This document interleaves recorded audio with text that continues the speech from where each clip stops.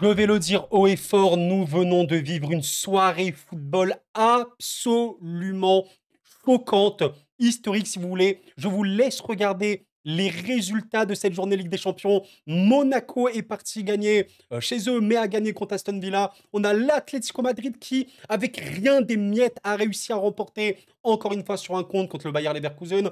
On a Liverpool malheureusement qui a vaincu Lille, on va en parler également. Et le match le plus choquant, j'ai rarement vu ça. Le Barça a gagné 5-4 à Lisbonne face au Benfica. 5-4, ceci n'est pas un fake, ce n'est pas un montage, c'est la réalité. 5-4 après avoir perdu 3-1, après avoir perdu 4-1 ou 4-2, je ne sais plus. Ils ont fait une remontada, mais avant tout, on doit parler de ce classement. Mesdames, messieurs, le classement est choquant. Je le dis haut et fort parce qu'on va l'évoquer, on doit parler du PSG qui jouera ce mercredi. On est face à une situation ultimement critique pour le PSG. Personnellement, là, je ne vais pas dire que je suis serein au max du max, évidemment, c'est grave. Normalement, vous aurez le sommaire dans cette vidéo. J'évoquerai notamment les clubs français, j'évoquerai le Barça. Si seulement ça vous intéresse, n'hésitez pas à aller directement voir le passage qui vous intéresse avec le chapitrage dans la vidéo. Mais avant tout, point classement. Mesdames, messieurs, c'est choquant. Il se passe des choses, on va faire des calculs, on va se poser, on va se tranquilliser. Je suis totalement sous le choc de cette soirée choquante. Il n'y a vraiment pas de terme. Regardez à quel point c'est serré. Le nombre d'équipes à 13 points, à 12 points, 11 points ici, enfin évidemment il y en a qui n'ont pas joué.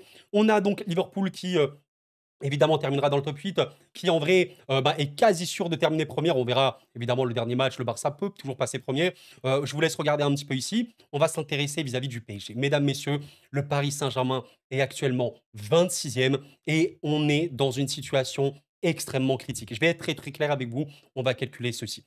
Admettons, même si c'est vraiment pas ce que je souhaite, que le PSG perde face à Manchester City. À cause des résultats de Stuttgart, notamment des résultats du Club Bruges et du PSV qui ont 11 points, 11 points, la situation pour le PSG en cas de défaite, elle est critique. Parce qu'en cas de défaite, le PSG aurait 7 points, ok, avec un goal average négatif.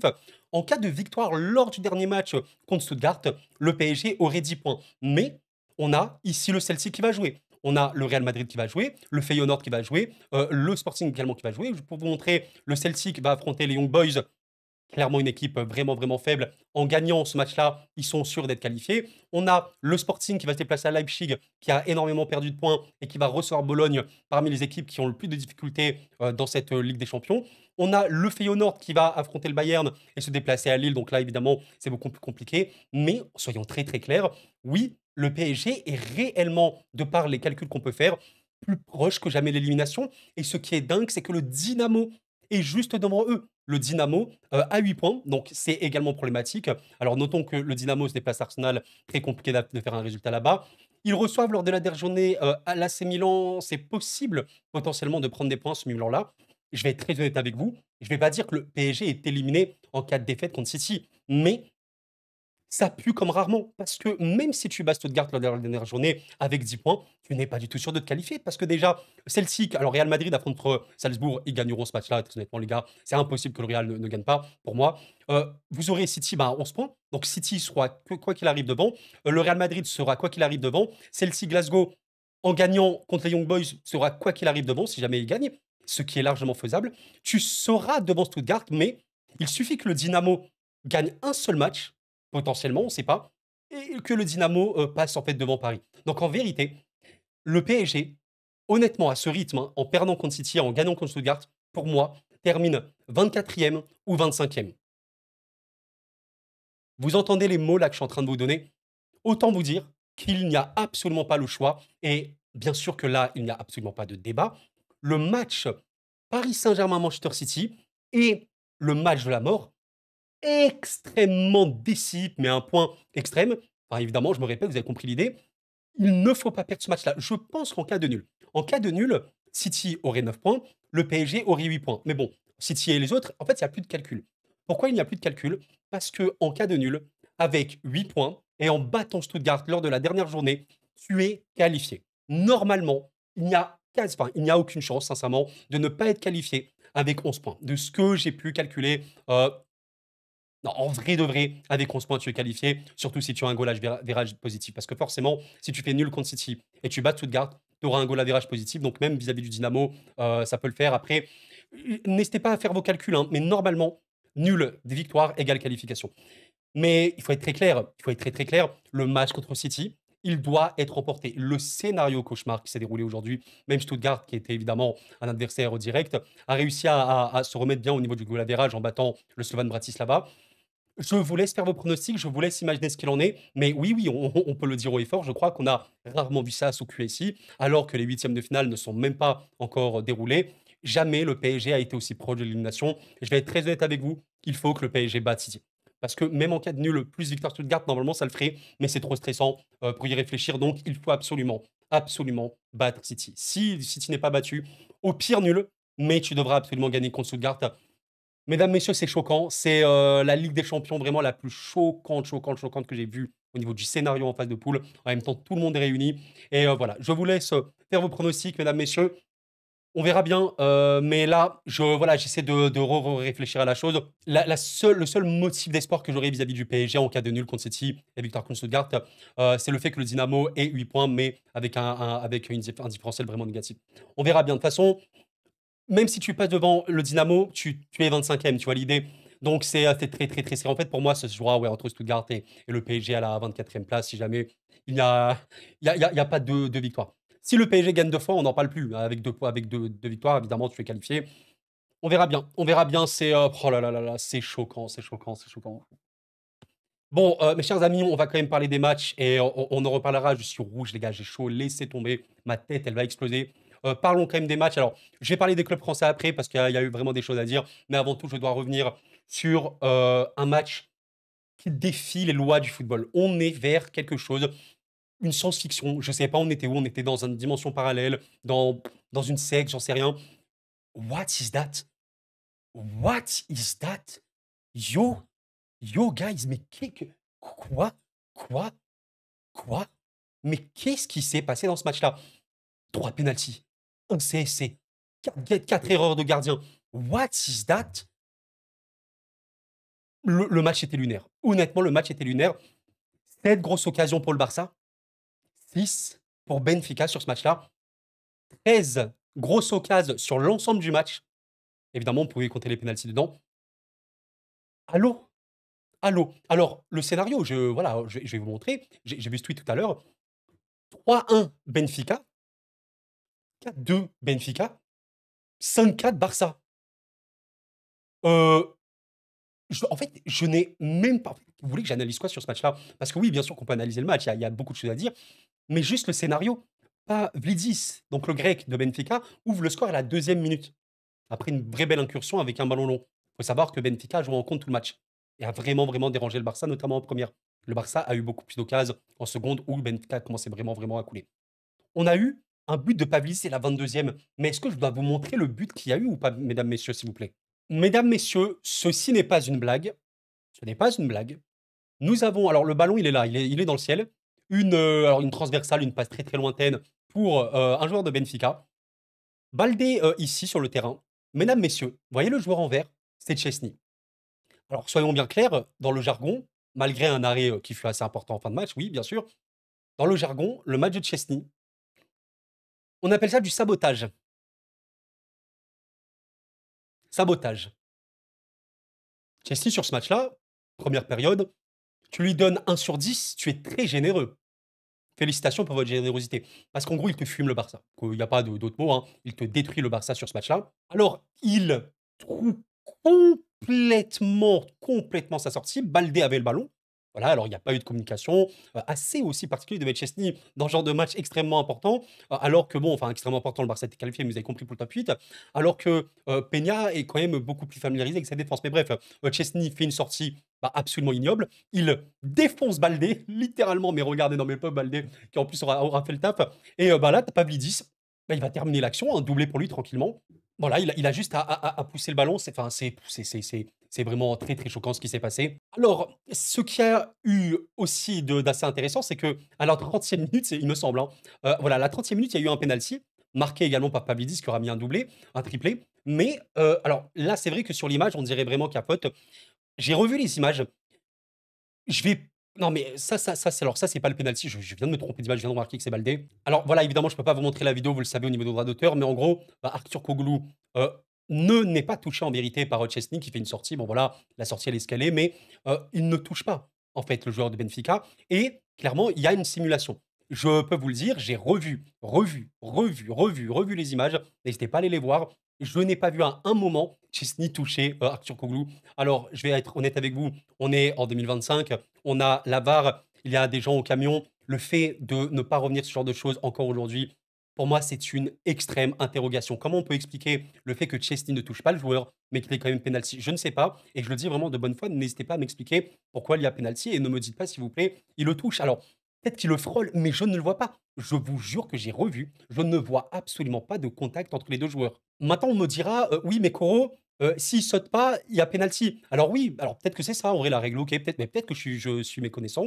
C'est totalement possible. Peut-être que là, effectivement, la sortie, même s'il touche le ballon, Chesney, ben, si Arthur Koglu ne saute pas, il se fait complètement faucher. Et dans ce cas-là, il y a penalty. Mais voilà, moi, je suis toujours très, très dans le flou vis-à-vis des règles de penalty. Là, Chesney, il touche le ballon avant. Donc, malgré le fait qu'il touche le ballon, s'il le fauche, il y a péno. OK, on peut considérer qu'il y a péno si on considère que s'il ne sautait pas, il était fauché. Bon bref, en tout cas, penalty marqué à la mi-temps, il y a 3-1 et on a un Barça qui est extrêmement, fébrile, globalement dans les comptes très, très, très, très compliqué de gérer tout ça. Vraiment eu beaucoup, beaucoup de mal le Barça défensivement. Il y a eu quand même des grosses occasions du Barça, mais réellement, pas mises au fond et globalement un Barça qui était assez mauvais, hein, dans l'animation. Je pense que Pedri aura fait un très, très bon match, même en première période, il aurait été important. Le joueur qui a créé le plus d'occasions du match, 6 par la passe, merveilleux. Casado a été OP. Gabi, pour moi, n'a réellement pas été bon. Et globalement, la ligne d'attaque, Rafinha, Lewandowski, Yamal, en première période, ça allait pas. Rafinha, au final, met un doublé en ayant été important à la fin. Lamine aura créé. Alors, Lewandowski met un doublé, même si je trouve que son match est très, très, très compliqué. Et clairement, Lewandowski, on doit passer à autre chose côté Barça. Et c'est un poids, c'est vraiment un poids et tu sens dans ce genre de match-là que ça vraiment ça va trop, trop vite.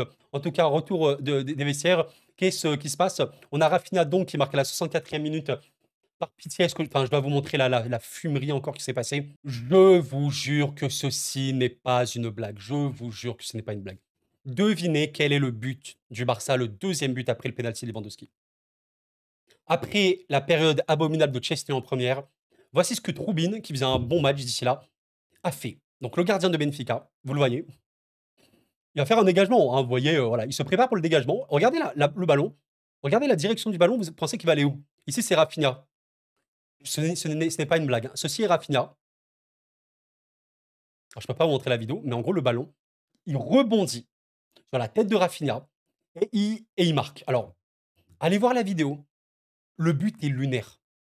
Lunaire. Il y a littéralement Trubin qui a tiré sur Rafinha, qui reçoit le ballon en pleine tête, il recule comme ça, et il marque comme ça. Personne célèbre, tous les joueurs ils se remettent au point de pénalty, enfin au point central pour repartir. Irréel, vraiment irréel. Et comme si c'était pas assez, ceci n'est pas une blague, sur une incursion du Benfica quelques minutes plus tard, Araujo, qui est de retour, marque littéralement un CSC. Alors, ok, il y a il y a Pavlidis qui est ici, qui aurait pu mettre un quadruplé, mais c'est bien Araujo qui met son pied. Alors peut-être que Chesney aurait pu repousser, mais c'est Araujo qui l'a eu avant. Il y a eu un CSC juste après. Enfin, le match était lunaire. Vraiment, allez voir le résumé, vous allez être mort de rire. Tellement le match était légendaire, vraiment, dans le sens gag du terme. Et à la fin, après un scénario de fou, alors que le Barça est revenu 3-2, perdait 4-2. Ça a poussé sur un coup franc, sur un corner. Pedri revient parfaitement. Très, très, très beau corner tiré. Magnifique, enroulé, on va dire, joué à deux le corner. Pedri enroule parfaitement sa frappe. Eric Garcia marque et Rafinha à la toute fin. 96e minute. Ça doit faire tellement mal pour les joueurs du Benfica sur un contre incroyable. C'est Rafinha qui marque et le Barça remporte ce match-là. Quel match historique. Les gars, je termine cette vidéo. Je vais revoir le résumé. Exceptionnel match. Évidemment, on peut parler de la tactique, machin, des joueurs, des performances, mais je pense que dans ce genre de soir, tu retiens simplement le fait que c'était un match absolument lunaire, historique. 9 buts dans un match. Remontada du Barça, encore une fois. C'est un truc de malade mental. Alors, je voulais avoir, avant de parler des clubs français, un mot rapidement sur l'Atlético, la spécialité, hein, regardez un peu les stats, hein. Ceci n'est pas une blague, hein, mesdames, messieurs. L'Atlético Madrid a tiré 2 fois.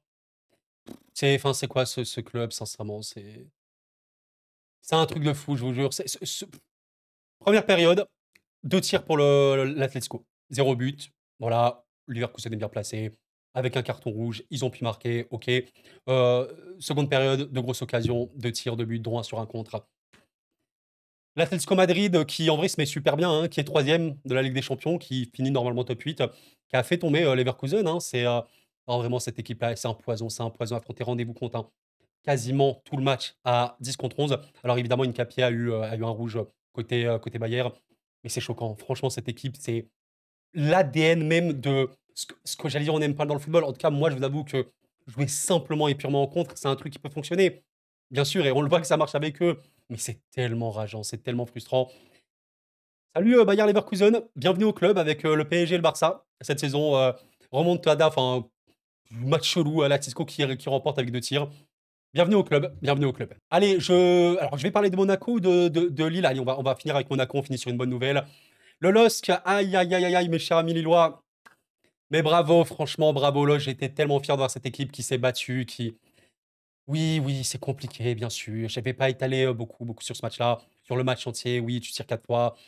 Un seul tir cadré qui est ton but, donc bravo ta finition. On le sait, David et Clément, un tueur, c'est très très bon. Oui, oui, tu as du mal, hein, ce n'est pas une nouvelle. Tu affrontes une équipe d'un niveau assez hors norme, hein, le match pour de Liverpool. Au niveau du contre-pressing à la perte et tout, enfin la discipline de cette équipe est hors norme. Mais sachez un truc, c'est que j'ai quand même vu des matchs de Liverpool cette saison. Ouais, tu sentais quand même qu'il y avait certains joueurs qui auraient pu être encore mieux. Donc ouais, c'était très dur. Alors, Mandy, te met assez mal dans le match là, dommage, hein. Franchement, je pense que c'est un bon défenseur, mais il te met un peu mal. Il est un peu plus compliqué ces derniers temps, je trouve, même en sélection. Mandy, voilà, le rouge, mais avant ça, c'était un peu dur.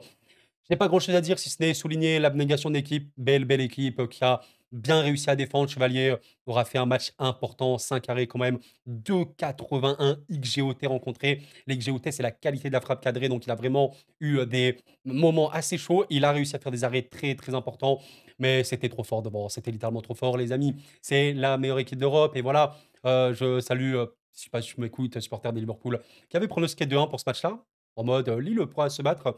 Tu as bien senti le truc. Je voyais un petit 1-1. Allez, je me suis dit, pourquoi pas le 1-1 en mode un peu miracle, mais ouais, c'était un peu trop fort. Donc voilà, la dernière défaite de Lille, c'était il y a 4 mois et quelques jours contre le Sporting.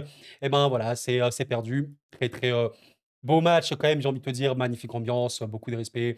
Et c'est cool, je pense que voilà, Lille peut se satisfaire quand même d'avoir des joueurs de très, très grande qualité. Par exemple, Mouko sur ce match-là, pour son âge, franchement, ce qu'il a pu faire, moi, j'ai trouvé super intéressant, même s'il était très loin d'être parfait, évidemment, mais c'est cool de voir ce genre de joueur. Chevalier, évidemment, très, très important. Bah, David aura marqué, hein, c'est aussi ce qu'on demande hein, dans le plus haut niveau, avoir du réalisme, voilà.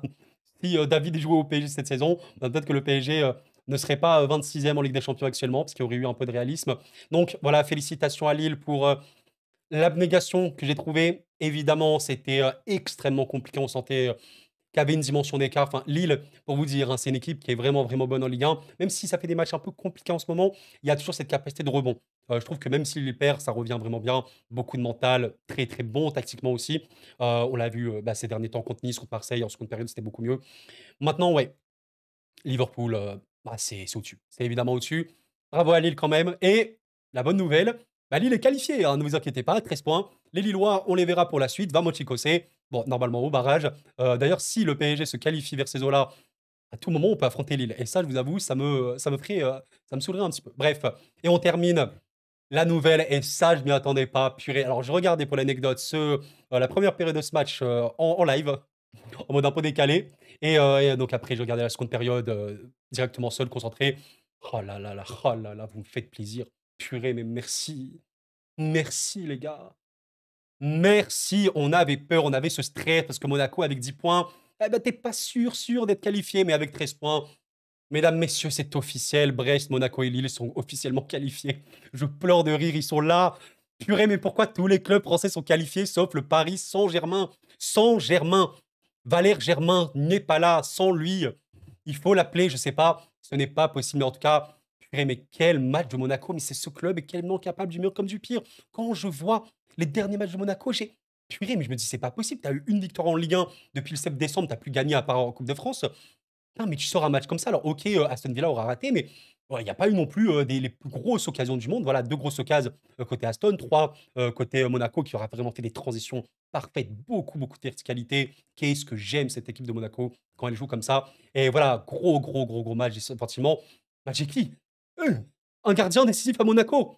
Un gardien décisif à Monaco. Mesdames, messieurs, ceci n'est pas une blague. Majiki aura fait un match important sans que Aston Villa ait eu les occasions les plus tranchantes. Ils ont eu des frappes bien, bien précises, bien placées. Et il fallait quand même sortir les parades. Bravo, bravo, bravo. Je suis très, très, très content. Et Monaco va vivre une suite d'aventures européennes.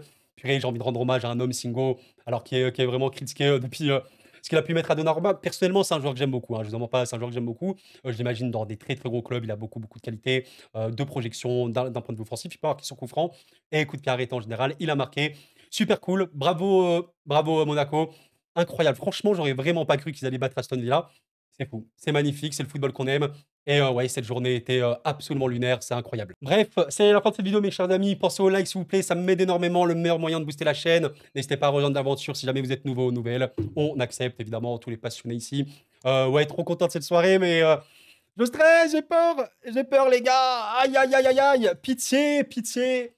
Épargnez-nous, s'il vous plaît. J'ai peur, les gars, je vous en supplie. Gagnez ce match pour le pitié. On veut vivre une histoire en Ligue des Champions cette saison. Je dis pas gagner ou quoi, c'est pas le sujet, mais pitié, je veux pas que Brest, Lille, Monaco participent à la fête, mais que nous non, mais c'est lunaire ou quoi? Je suis tellement content pour Brest, Lille et Monaco, mais si, non mais purée, mais Paris va pas être éliminé quand même. Allez Pep, c'est bon. Au pire Pep, c'est quoi ton dernier match là? Quel est ton dernier match là, mon boy? Bon, allez, allez, sans manquer de respect à Bruges, s'il vous plaît, allez, il y a quand même eu un petit match nul contre la Juve aujourd'hui, mais allez. Manchester City-Bruges, tu t'arranges avec Bruges. Allez, ils sont qualifiés de chez la corruption ne se cache plus. Tu t'arranges avec Bruges. Tu appelles le président de Bruges. Ouais, allez, on vous bat. On laisse le PSG nous battre. Et comme ça, tout le monde est content. La corruption ne s'arrête plus, les gars. Bon, eh ben, on se retrouve pour ce match-là, mesdames, messieurs. Normalement, il y aura un petit live ce mercredi pour en parler. Soirée de fou furieux. Benfica-Barcelone. Peut-être on est dans la 30e dimension. Et mes chers amis, le match de la mort a lieu demain. Le match de la mort a lieu ce mercredi, si vous écoutez ça mercredi. Ouais, ça monte le stress. Ceux qui seront au Parc des Princes, je compte sur vous, s'il vous plaît.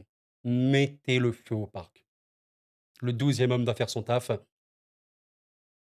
Et on doit battre City.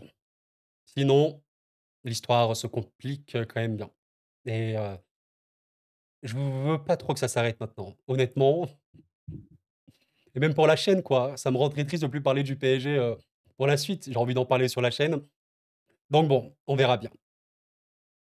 Merci d'avoir suivi la vidéo, les amis. C'était cool. Prenez soin de vous. Et la paix sur vous.